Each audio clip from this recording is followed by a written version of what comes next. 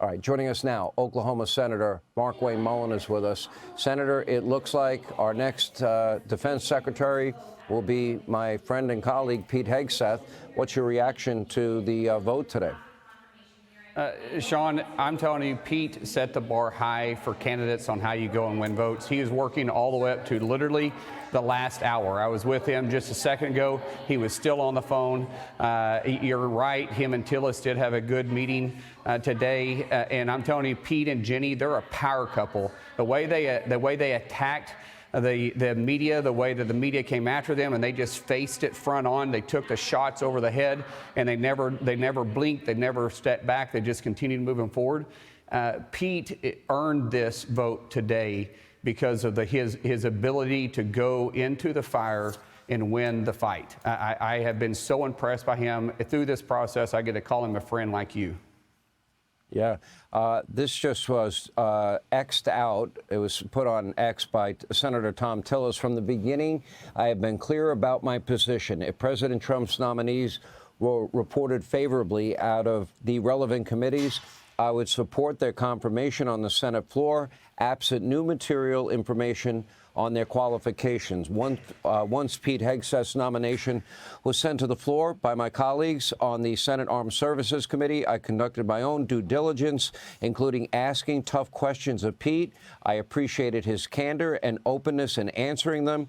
He has a unique perspective as a veteran of wars in Iraq and Afghanistan and is unquestionably passionate about modernizing our military and supporting the brave patriots like myself who serve our nation. I will support his confirmation. Look forward to working with him to rebuild our military and advance Donald Trump's peace through strength agenda. You know what? I've got to give a lot of credit to any senator, taking advising consent as a serious matter is something that I think that every elected official should do. And some people, get angry if senators ask extra questions or want more information. To me, they're doing their job. Sean, what Tom is very thorough. And I'm telling you, his word is gold. If he tells you where he's at, he's going to be there. At the same time, he's going to do his job, and he's not going to pull back punches. What he appreciated about Pete was exactly what President Trump appreciates about him, too. He's not afraid of the fight, and he's not afraid of taking on tough issues.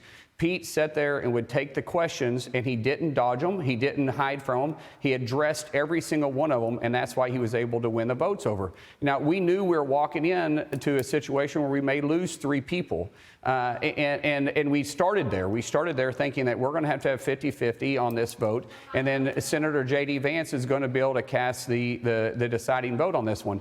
That's exactly where we started, and it was exactly where we ended up. But we did it because Pete and Jenny walk the halls here daily and was willing to take those meetings nonstop. And there's so much credit due to them. Even though the Senate did do our Article 2, Section 2 advising and consent process, it was because Pete was able to keep the no's off the board and keep the yeses where they were at. I guess the one person that maybe I have questions about would be Mitch McConnell, only because Mitch, his successor, John Thune, he knows how hard that job is. He also knows that Pete is very pro-military. I don't think it would have been hard for Mitch to move to the yes column, but that did not seem to factor into his thinking at all, and he kept it very tight to the vest all day. And I think that's a little disappointing. I think John Thune was very loyal to him, and you would think he would want to help out the new majority leader get off on the right foot. It's going to happen anyway, but he could have helped him.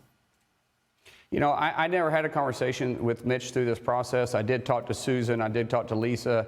I obviously had a lot of conversations with Tillis and a lot of my other colleagues, and they were all very productive conversations. But I can't really speak on Mitch's thinking because you're right, he does hold everything very close. But I truly, Sean, never had a conversation with him through the whole process. I kind of left that to Leader Thune. And you can see there's a total different leadership style in the Senate between Mitch McConnell and Leader Thune. Yeah, I agree. There was a tough moment in the confirmation process where you really took on your Democratic colleagues asking, oh, are you all perfect? Oh, none of you had a drink? And then all of these images started to emerge of U.S. senators having alcohol in the halls of Congress, which I thought was pretty funny. Well, if the Democrats are going to hold themselves up at a moral standard, or hold these nominees at a moral standard, then the body better be holding ourselves up to that same moral standard. And we've all seen it. And I'm not saying I'm the one to set the moral standard. That's not me. That may be James Lankford, but I'm not that guy. At the same time, if we're going to do that, then we better be holding ourselves up to a higher standard as well. And the body's not going to do that. So it was very hypocritical for people like Tim Kaine to go out there and be demanding that if he has a drink, he's going to resign, and to be talking about his past life before he ran for SecDef. I believe very, very high that if we're going to set a standard, then we should live that standard. Yeah. All right. We really appreciate your time, Senator. Thank you. As you can see. Hey, Sean Hannity here. Hey, click here to subscribe to Fox News YouTube page and catch our hottest interviews and most compelling analysis. You will not get it anywhere else.